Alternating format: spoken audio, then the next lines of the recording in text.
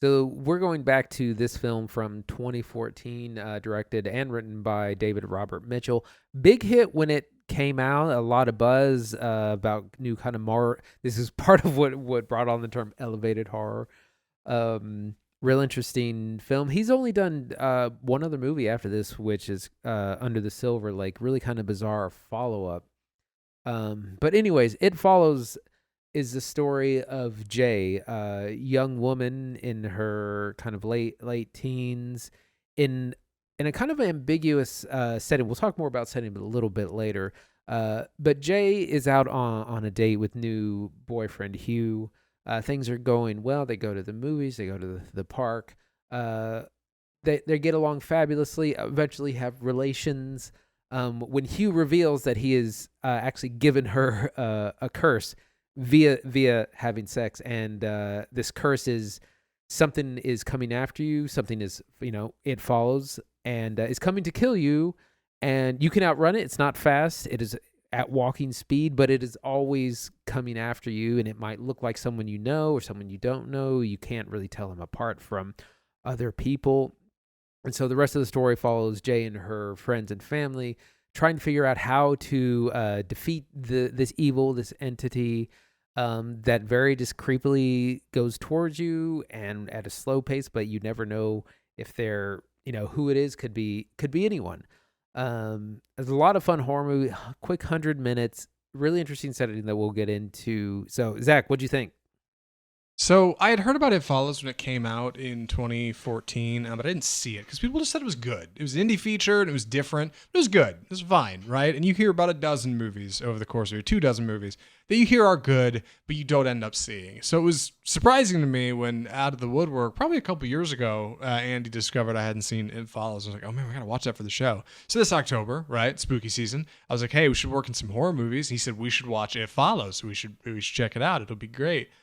Boy, I'm glad I did. This movie's really fun. This movie's super fun. And we had covered Under the Silver Lake when it came out on the show, which was really weird, but a film that is very good at making you feel out of place and kind of uncanny.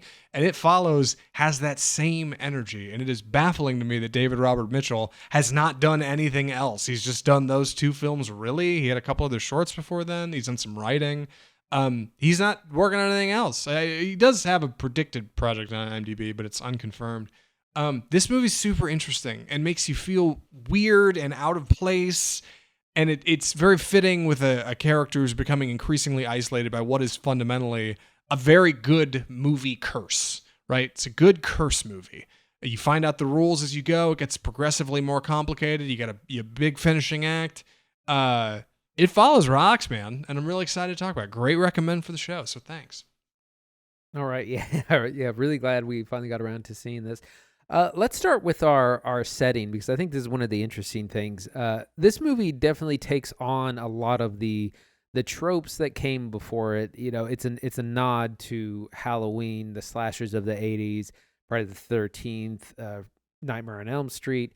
It's definitely invoking those, but it's not copying. It's just kind of taking you to a familiar place. We are in these kind of idyllic suburbs outside of Detroit in what feels like the 80s and 90s, but at the same time, like there's no internet, there's no cell phones, but one of the characters has what looks like an e-reader from today. So you have this really kind of anachronistic setting.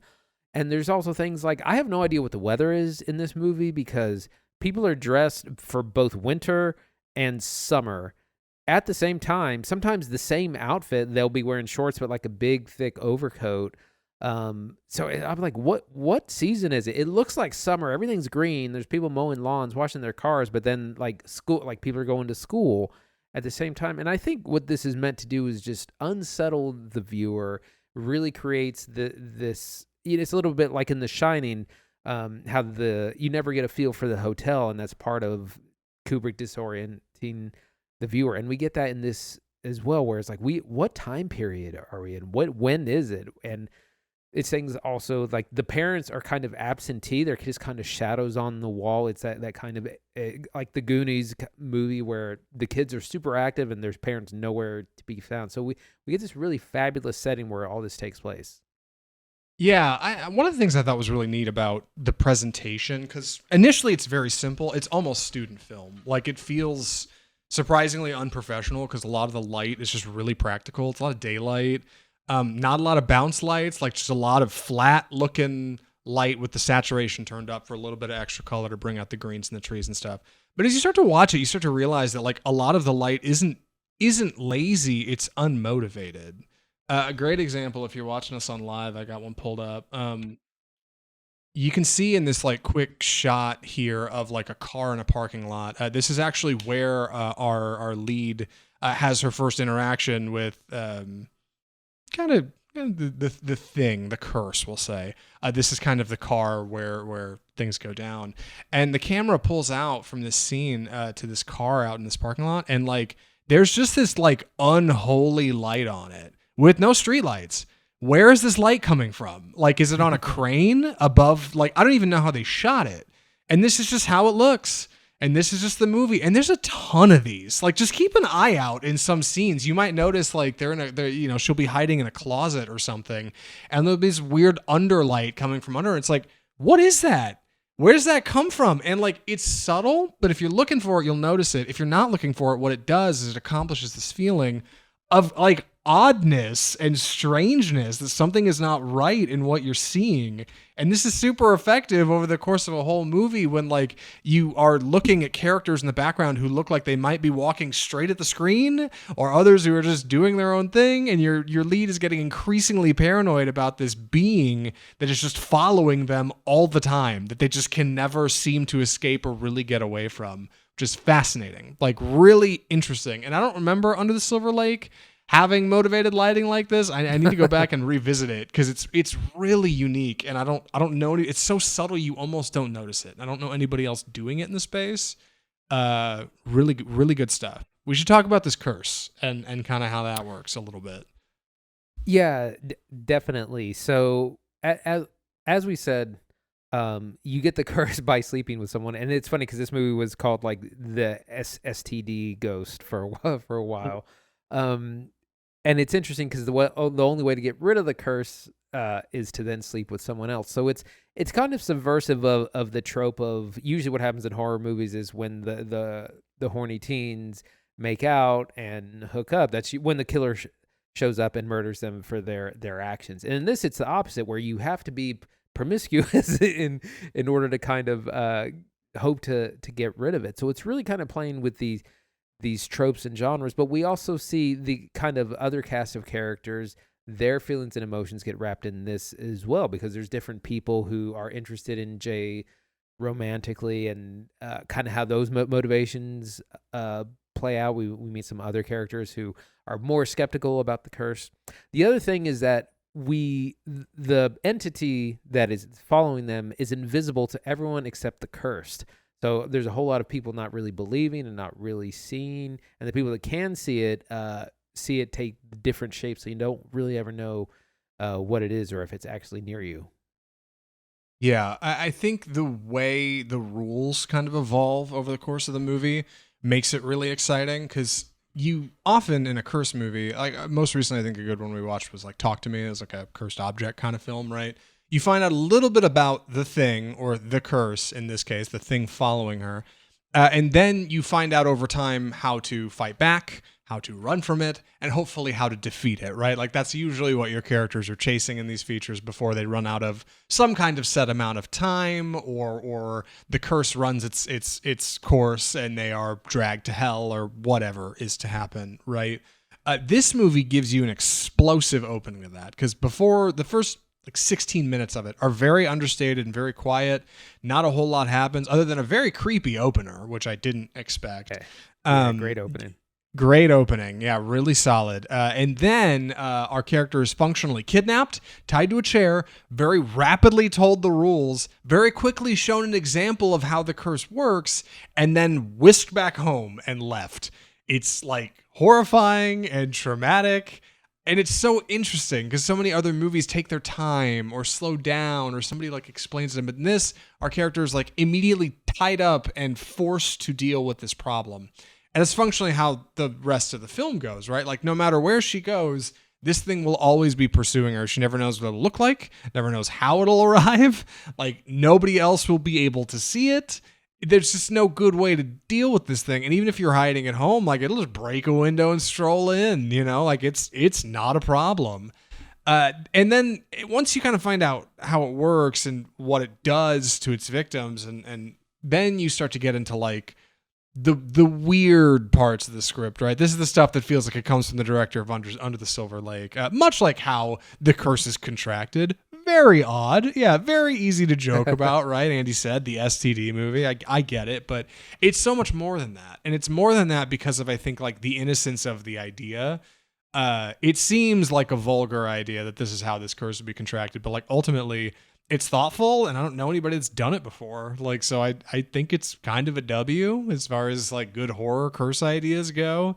Not to mention the availability of scares when your creature can arrive in any shape, right? You can kind of go anywhere with that. It could be somebody you know. It could be a complete stranger. It could be somebody tall, somebody short, somebody fat, somebody thin. Like, that stuff's interesting. And like, it creates a cool dynamic when she gets her friends involved to try to help her who can't see this thing and don't really know if their friend is going crazy or not, right? Like, you get some really cool exchanges with strangers just walking across the frame. Right. That kind of leads me to the scares. This is a horror movie. I always got to talk about the kind of horror it is in the scares. And it avoids the pitfalls of jump scares. We don't have a lot of, exactly that. Well, and while those are kind of effective, they're also cheap and they get old. In this, we just have this impending sense of dread where, again, we know something is chasing you, but very, very slowly. And so every time you hear a door open or you hear a knock, is it your friend or is it the curse? So there's a whole lot of that dread, a whole lot of having to escape. And yes, while you can outrun this thing, it's eventually going to, like, you have to eat, you have to sleep, you can't just you can't really just run for it forever. And that's part of the problem, but just this impending sense of dread, and also the realization or the uncertainty when you think, okay, I think that is the cursed thing. Like, is it really something it's walking towards me? And there's a number of times where we think it is and it's not, and vice versa. It can be very difficult to tell. So it does really good on the creep factor. Yeah, I think like It Follows manages to instill this sense of kind of dread throughout the whole thing, and like for such a simple idea, it's so clever. You might have heard a version of it from the I think it started on the Rooster Teeth podcast. One of the guys talked about the cursed snail, right? A snail that would follow you everywhere, and eventually it'll get to you, and if it touches you, you die. So what do you do? Do you get in a plane and cross an ocean? Do you get in a car and drive as far as you can? Doesn't matter where you run. Eventually, it's going to catch up to you. And like in that way, I think It Follows is surprisingly unique. It's oddly like body horror too, because the way to pass on the curse is to basically find a mark and then they tell them and then they have to pass it on, or else it'll come back down to you. Like, you get this weird sense that like, even if you pass it on, even if you get rid of it, you're never really free of it. Because, like, even if it gets through the next person, the one after that, eventually it follows to you. And, like, that, it comes I think, back up the ladder, yeah. Yeah, like, you'll never really get away from the thing. And, like, that's really interesting. The way our character, like, becomes more vulnerable over the course of the film, like, and is willing to engage in promiscuity in order to hopefully escape that is, like, creepy and eerie in a way that like not a lot of movies manage to land. Yeah, dude, It Follows is really cool and really understated, and I wish I'd heard more about it when it came out. I also wanted to talk about the score. It has this fantastic synth 80s style score that again it helps make you unsure of the time period it goes in, because like I said, the movie looks like an idyllic 80s neighborhood. It has that synth score, but there's also a lot of really modern things as well. But the score is one of the things that I think really helps this movie work. Yeah, I agree. Score's really unique. I hate to say I'm running out of things to say about it, but Andy, if you've got anything else, I say share away. Now's your moment. Your moment in the sun, not for It Follows. Any other thoughts or recommendations? My final piece is on our lead actress, Micah Monroe, who carries the whole film, kind of like Caitlin Dever in the other one we watched. She is in every single scene. She is she's the protagonist. final girl essentially, and she is the victim in a lot of this, and she has to carry the whole film. Like a lot of the really exciting, scary stuff is happening to her. She's kind of the anchor of the friend group. This was her breakout role, and I'm sad that she hasn't done a whole lot more. She's kind of stayed in the indie space, but she's fabulous in this. Yeah, I think a unique footnote for It Follows. It doesn't seem like a lot of the people who were engaged with this production are doing anything much larger, and I don't get why. Like, I think this is really clever, and I'm surprised. Like, I don't see more people, more talent that was involved with It Follows, doing more things from director to actress. Like, I don't know. I don't know why it didn't take off. Maybe the content was too taboo or it was too weird. Like, I'm not really sure, but like really unique indie feature. Excited to recommend it. Andy, would you recommend It Follows? Absolutely. One of my favorite horror movies of the last decade and a half. Really changed the face of a lot of modern horror. It's creepy. It's scary. It's original. It's only 100 minutes, so it goes quick. We have good performances from our main cast and crew. And yeah, it always creeps me out, but I usually watch it 1 or 2 times a year. Highly recommend. I think I'm in the same boat. It Follows is neat. I mean, especially perfect for October. Like weird and spooky, but not too weird. I think it's a really cool feature, and it came out 2014. Like I said, holds up great. I think it's disarming at the start. It starts off a little hard, and then you're like, okay, this is a pretty soft indie feature, but like just hang on. Like it Follows will get there when it does. I think it's totally worth your time. And that's our show. God, episode 229 off script already behind us. I don't believe it. What are we watching next week, Andy?